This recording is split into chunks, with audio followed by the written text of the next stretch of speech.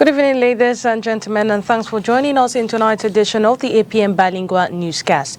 Making news tonight, Cameroon and Equatorial Guinea have initiated talks on military cooperation. Well, this development follows the participation of an Equatorial Guinean Army detachment in Cameroon's National Unity Day parade on the 20th of May. In sports, we will talk the Conciliation and Arbitration Chamber of the National Olympic and Sports Committee, who has annulled the appointments made by the Cameroon Football Federation regarding assistant coaches of the national team. We look at this decision and Fecafoot's response in tonight's newscast. Good evening once again. If you're just joining us, it is the APM Bilingue newscast right here on Spectrum Television. Leila Renganzo opens this news in the French language. Good evening to you, Leila. Bonsoir à vous, la donnée ton dessin. Mesdames, bonsoir. Monsieur, bonsoir. Et merci d'être avec nous. Il est 20h sur les antennes de Spectrum Télévision. C'est le journal.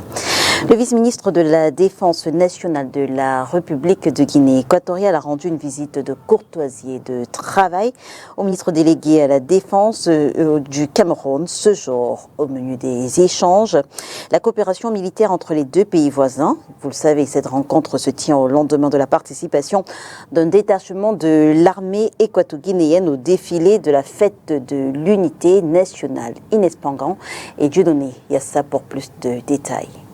Il a réussi à donner un éclat particulier aux festivités de la 52e édition de la Fête de l'Unité nationale. C'est le détachement des forces armées de la République de Guinée équatoriale, invité spécial au défilé du 20 mai 2024.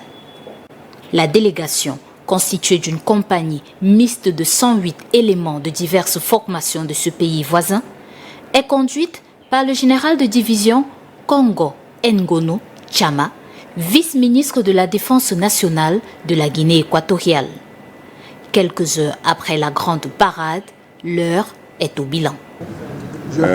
Nous sommes très contents parce que le défilé de hier a été excellent. Tout le monde a démontré le patriotisme, le professionnalisme. Je le félicite à tous qui a participé à ce défi. Au-delà de cette participation équato-guinéenne à la fête de l'unité nationale au Cameroun, les armées des deux pays, liées par l'histoire, la géographie et la culture, collaborent. Des opérations de sauvetage sont souvent menées par les armées marines des deux États, de même que la protection de leurs frontières. La coopération militaire entre les deux États est revisitée ce 21 mai 2024 lors d'une visite de courtoisie et de travail du vice-ministre de la Défense nationale de la Guinée équatoriale au ministre délégué à la présidence chargé de la défense du Cameroun. L'unité nationale, plusieurs Camerounais ont vu leur travail récompensé ce 20 mai 2024. Ils ont reçu des médailles d'honneur de la part du gouverneur de la région du Centre. C'était au cours d'une cérémonie, vous le savez, organisée pour la fête de l'unité nationale. À l'esplanade de la mairie de la ville de Yaoundé, ce 20 mai, plusieurs serviteurs camerounais sont à l'honneur.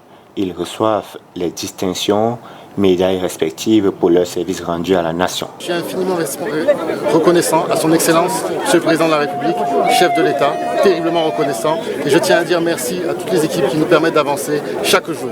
On remercie la nation pour cet acte.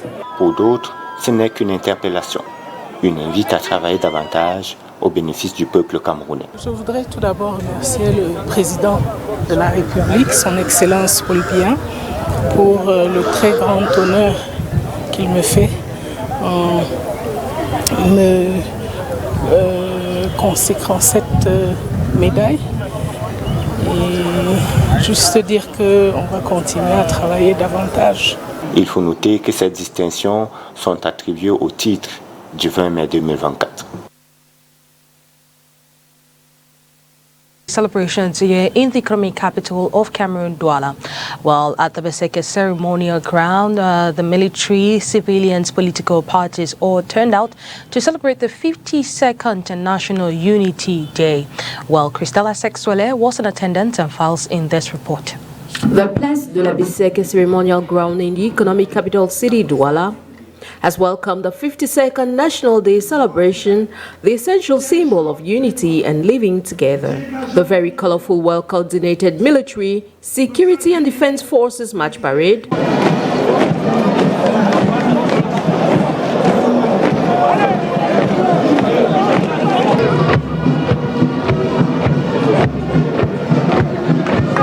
followed by the harmonized, cohesive and aligned parade of some political parties,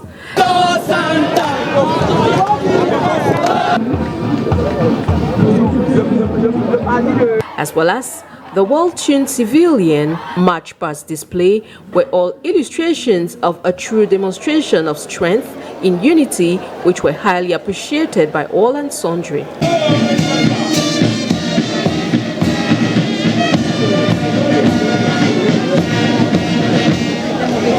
This very brilliant and scintillating day, which was presided over by the governor of the Littoral region, Samuel Dieudonné Dibois, was also an outlet for outstanding Cameroonians to be awarded medals of valor and honor. Tant pour la fête de 20 mai 2024, je voudrais dire que vraiment, on m'a décoré. Médaille de chevalier de valeur, de mérite camerounais. Oh Seigneur, nous prions.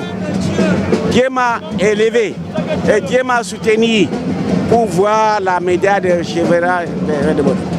C'est aujourd'hui la médaille du chevalier du mérite camerounais. Ouais. Ça, c'est la preuve que j'ai participé avec un très grand intérêt dans l'évolution de l'économie sociale de notre cher pays qui est le Cameroun. It is worthy to note that the 52nd edition of the celebration of the National Day is celebrated under the theme Army and Nation Together for a United, Peaceful and Prosperous Cameroon.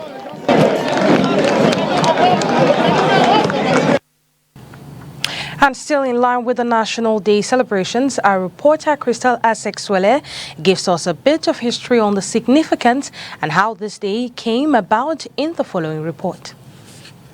The National Day in Cameroon, celebrated every May 20, is a public holiday and holds a very significant and historic episode in the history of the Republic of Cameroon and the people as a whole. Historically, Cameroon had become a German colony in 1884, then known as Cameroon.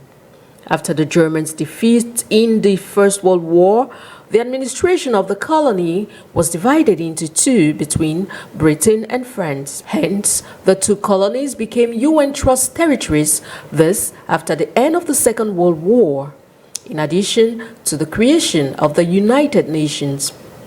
In January 1960, French Cameroon achieved its independence from France, while the British Southern Cameroons became a federated state within Cameroon on October 1, 1961.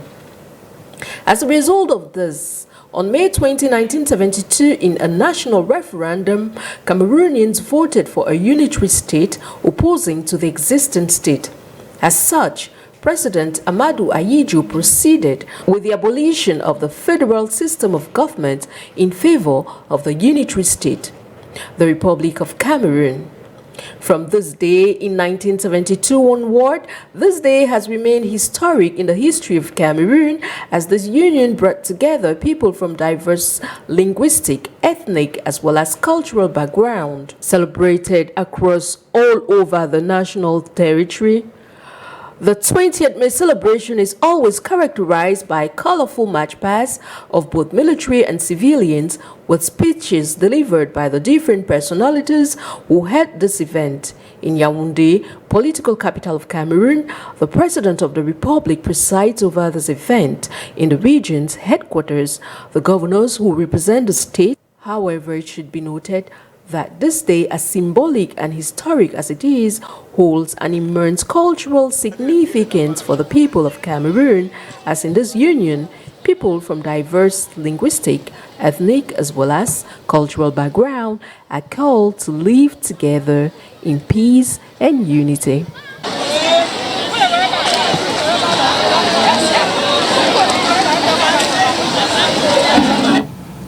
Inhabitants of the Douala One Council are called to work with the diaspora in order to ensure the success of the community.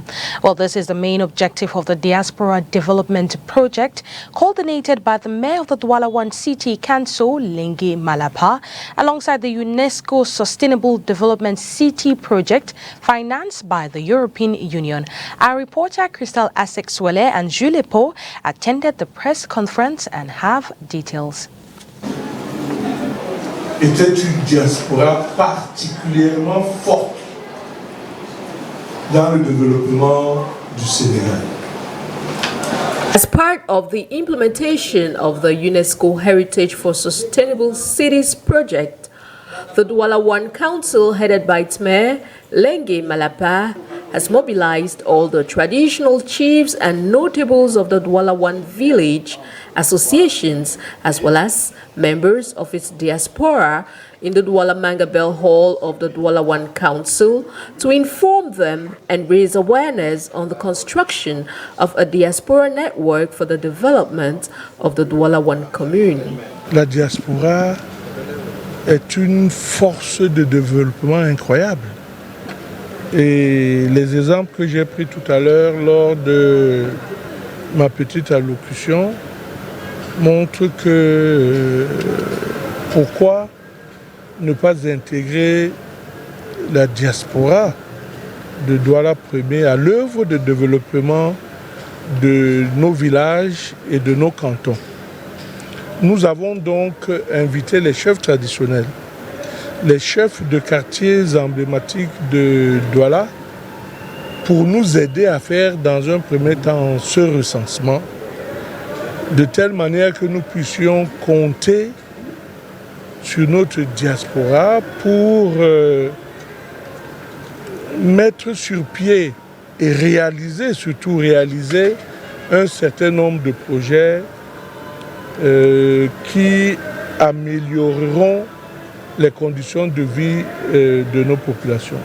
In the course of this event, the mayor educated and schooled the attendants on how this network will be built, as well as the different articulations involved. This project, which should be noted is financed by the European Union, will go a long way to connect the diaspora abroad to those at home through the creation of a website whereby the diaspora will communicate and share ideas and possible skills on local development, as well as culture, tourism, education and health. La diaspora joue un rôle indispensable dans le développement local. Donc la commune de Douala Premier a mis en place un mécanisme bien précis qui consiste, 1, à recenser sa diaspora, ça s'est fait dans tous les villages, 2, à créer les conditions d'un débat républicain avec sa diaspora, donc c'est programmé. 3e élément qui est très important, reconstituer donc le réseau mondial de la diaspora de Douala Premier. Et l'autre point qui est très important, c'est réaliser une banque de données de toutes les compétences de la diaspora de Douala Premier qui sont à l'étranger. Alors tout ceci pour faire quoi? Tout ceci pour impliquer la diaspora au développement local en tant qu'acteur indispensable. Tout ceci pour que dorénavant l'exécutif municipal soit permanemment en contact avec la diaspora de Douala Premier. Et enfin, on voudrait développer des projets nouveaux. On devait également accompagner la diaspora à mieux investir dans leur famille. Parce qu'on a compris aussi que c'est une diaspora qui joue un rôle très important pour lutter contre la pauvreté dans les familles. Et par conséquent, il faut les accompagner, il faut les aider. Et autre élément qui est très important pour nous aussi. All of this to improve the living conditions of the population and fight against poverty. It is worthy to note that this action is part of the framework of the implementation of the 21 local agenda of the Douala One Council.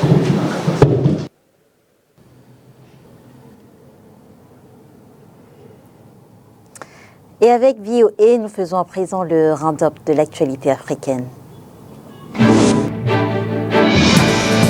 Au Nigeria, des hommes armés à moto ont tué une quarantaine de personnes et brûlé plusieurs maisons en attaquant un village du centre-nord du pays. Cet assaut est survenu lundi soir à Oisé, une région théâtre de conflits fonciers et miniers et d'explosions de violences intercommunautaires. Au moins 10 personnes ont été tuées mardi après qu'un minibus s'est abîmé dans le Nil, au nord du Caire, a indiqué un porte-parole du ministère égyptien de la Santé. Ce bilan pourrait s'alourdir, a-t-il déclaré. La Mauritanie se prépare pour une élection présidentielle prévue le 29 juin. Le président sortant, Mohamed Ould Cheikh El Ghazouani, affrontera 6 autres candidats selon la liste définitive des candidats publiée lundi par le Conseil constitutionnel. L'Afrique du Sud a salué la demande lundi du procureur de la Cour pénale internationale de mandat d'arrêt contre des responsables israéliens et du Hamas. La loi doit être appliquée de manière égale à tous afin de faire respecter l'état de droit international, a indiqué un communiqué des services du président Cyril Ramaphosa.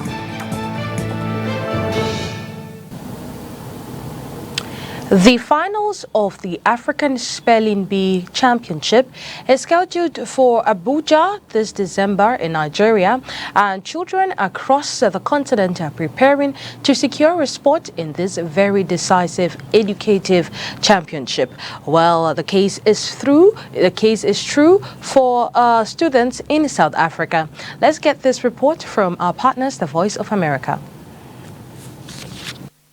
At 10 years old, Zuhaira Hassan has already many other trophies to her credit, but there's one that holds a special place in her heart, her Spelling Bee trophy. Because it's like an achievement to win something like this, and it's also quite big. That's not something nice about it. And looking at it, it's just like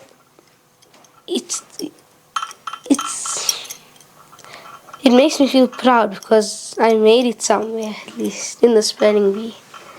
If Zuhaira and her brother Zaim Hassan can win the regional round, they will advance to the national competition later this year. That will determine who represents South Africa at the African Spelling Bee to be held in Abuja, Nigeria, in December. Organizers of the African Spelling Bee say that they were inspired by the US Spelling Bee that started in 1925 and wanted to create an African version to encourage reading and spelling in the continent. Ultimately, we've seen over the years the child that reads the most wins.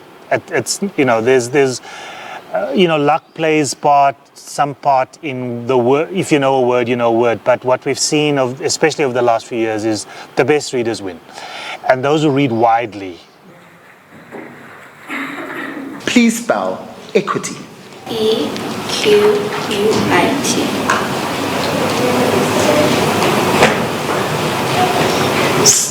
Sorry, what was the last letter? T. T. Do you want to try that again? ITE. Very close, unlucky. It's actually a Y at the end, so it's EQUITY. Yeah. Next up is Zuhaira to qualify into today's top 10. Please spell quality. QUALITY. Thank you. Nice, 2 out of 2. As the day progresses, only a few competitors remain.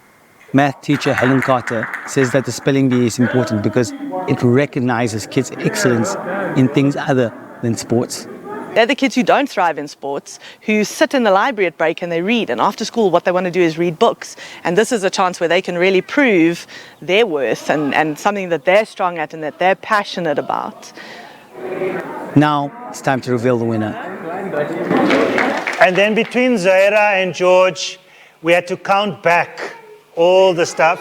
They were tied throughout the competition, except for one round where George got 1 point more than Zuhaira. 1 point made all the difference. Fortunately for Zuhaira, her status among the top 3 is still good enough to qualify her for the national competition. Zair Kassem for VOA News, Johannesburg, South Africa.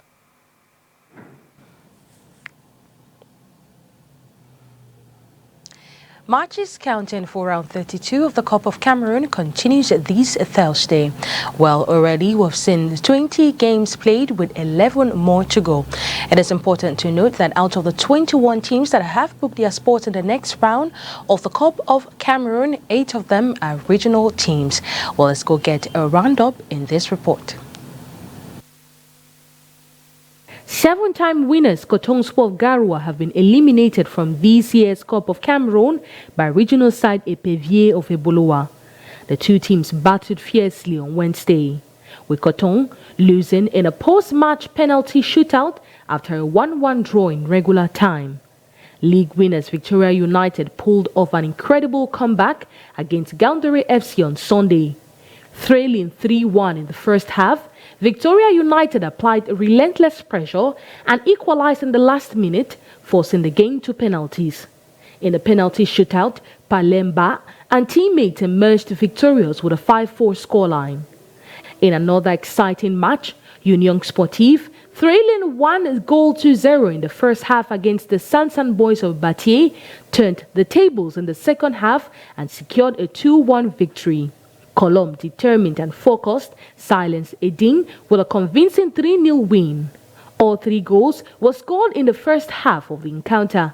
20 games have been played so far in the round of 32, except for Leopard against Creamy FC, which resulted in a forfeiture due to Leopard's absence. Among the 20 matches, 5 were decided by penalty shootouts. 8 teams from various regions have secured their qualification for the next round. Caïman Club de Douala, Signodev FA, Sizu FA de Kribi, Union Sportive d'Abombang, Botafogo de Douala, Marois FC, Creamy FC et Pévier of Eboloa. Affaire MINCEP FECAFOOT, la Chambre de conciliation et d'arbitrage vient de rendre sa sentence sur la requête introduite par les associations des clubs professionnels.